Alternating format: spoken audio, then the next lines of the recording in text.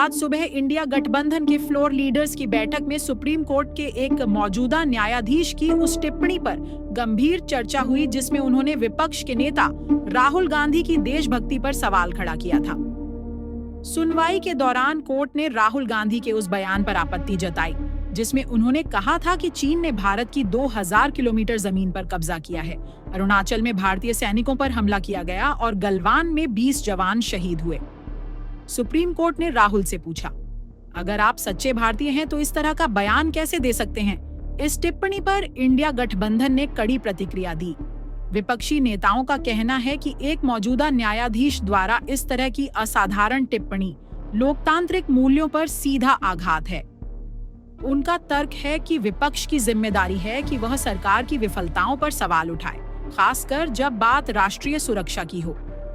कांग्रेस महासचिव प्रियंका गांधी वाड्रा ने भी भाई राहुल गांधी का समर्थन करते हुए कहा कि किसी न्यायाधीश को यह तय करने का अधिकार नहीं है कि कौन सच्चा भारतीय है।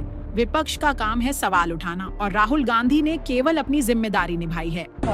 नेता के लिए सुप्रीम कोर्ट इस तरीके की बात, कौन सच्चा भारतीय है कौन सच्चा भारतीय नहीं है, ये तो मुझे लगता है कि मतलब न्यायपालिका के प्रति पूरे आदर के साथ कह रही हूँ कि ये तो उनके दायरे में नहीं होता डिसीजन, ये कोई जस्टिस तो नहीं तय करेंगे।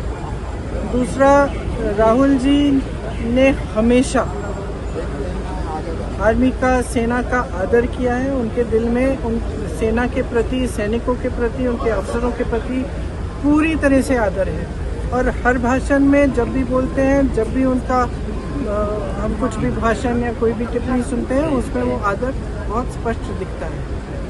जो लीडर ऑफ ऑपोजिशन होते हैं, नेता प्रतिपक्ष हैं, उनका जो कर्तव्य है वो ये है कि सरकार से सवाल पूछना, ठीक है, ये उनका कर्तव्य है। तो वो अपना कर्तव्य निभाते हैं। जब सरकार से सवाल पूछते हैं, उनको पसंद नहीं है, वो जवाब नहीं देना चाहते, इसलिए ये सब चीज़ें वो कराते हैं। सही, बहुत स्पष्ट बात है। अभी सदन नहीं चल रहा है, कितने दिनों से नहीं चल रहा है। तो मैं सोच रही थी कि कितना मुश्किल है, सबसे बात करें, कह दें, चर्चा कर लेंगे।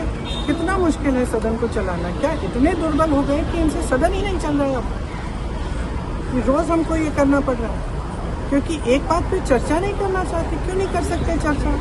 ऐसा यार पूरे देश भर में करा रहे हैं, पूरे देश भर का मुद्दा है, बात करिए। आपने सिंदूर पे चर्चा की, इस पर भी चर्चा करिए, देश को सुनने दीजिए। हमारा पक्ष भी है, उनका पक्ष भी है, तो इसमें घबराहट क्या है? ये तो इनकी दुर्बलता है कि सदन ही नहीं चला पा रहे। भाजपा ने इस पर तीखी प्रतिक्रिया दी है। पार्टी के नेताओं ने राहुल गांधी को प्रमाणित राष्ट्र विरोधी तक कह डाला और दावा किया कि उनके बयान देश की सेना और उसकी निष्ठा का अपमान है। एमओयू करते हैं राहुल गांधी चीन की पार्टी से, और आज ऐसा लग रहा है जब सर्वोच्च न्यायालय की टिप्पणी भी आ चुकी है, ये कहना गलत नहीं होगा, भारतीय नागरिकों को ये नहीं बताते कि इस करार में क्या है। यकीनन इस करार में राहुल गांधी ने ये प्रण लिया है कि वो भारत को कमजोर करेंगे, चीन को मजबूत करेंगे, और इसीलिए चाहे डोकलाम हो चाहे गलवान हो, हर भारतीय भारत के साथ खड़ा था, भारत की वीर सेना के साथ खड़ा था।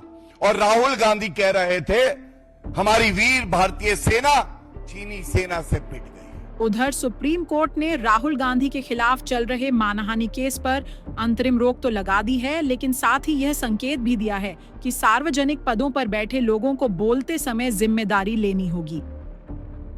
इस पूरे घटनाक्रम ने एक बड़ा सवाल खड़ा कर दिया है। क्या विपक्ष का सरकार से सवाल करना अब अदालत की नाराजगी का कारण बन सकता है? और क्या लोकतांत्रिक बहस में न्यायपालिका की सीमाएं तय होनी चाहिए?